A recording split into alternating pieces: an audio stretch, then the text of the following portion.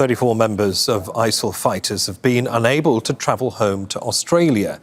The convoy of women and children left Roj camp in northern Syria this morning, which is run by Kurdish SDF fighters. But the group was later forced to turn back when they were refused permission to enter Syrian government-controlled territory. All have Australian passports. Well, Heidi Pett joins us live from Aleppo. Good to see you, Heidi. So you've been speaking with some of these families, I understand. What more can you tell us about what happened today?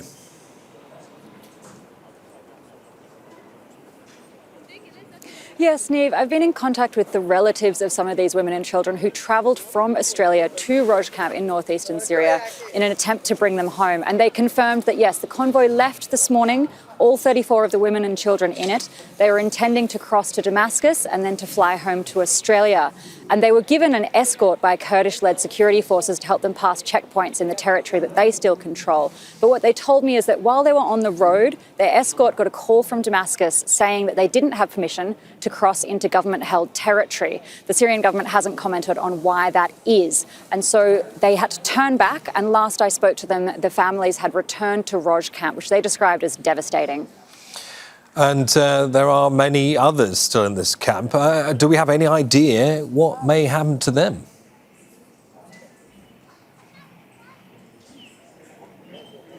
So the camp is supposed to be handed over from the Kurdish-led authorities to the Syrian government as part of the continued implementation of this ceasefire deal between them and the SDF. And the Syrian government has long said that they want this camp to be closed and they want foreign countries to take their citizens back.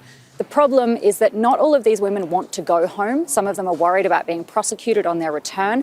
And not all of these countries actually want their people back. Some, including Britain, have gone to the extent of stripping some of these women of their citizenship.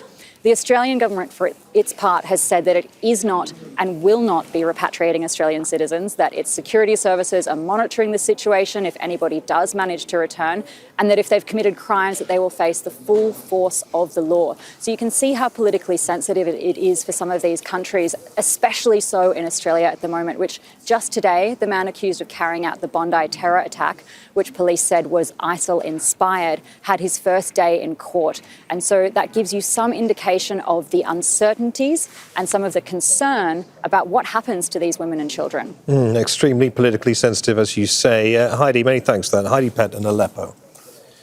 Don't miss out and get the full picture. Subscribe to Al Jazeera for reliable news and expert insights. Like, share, stay ahead.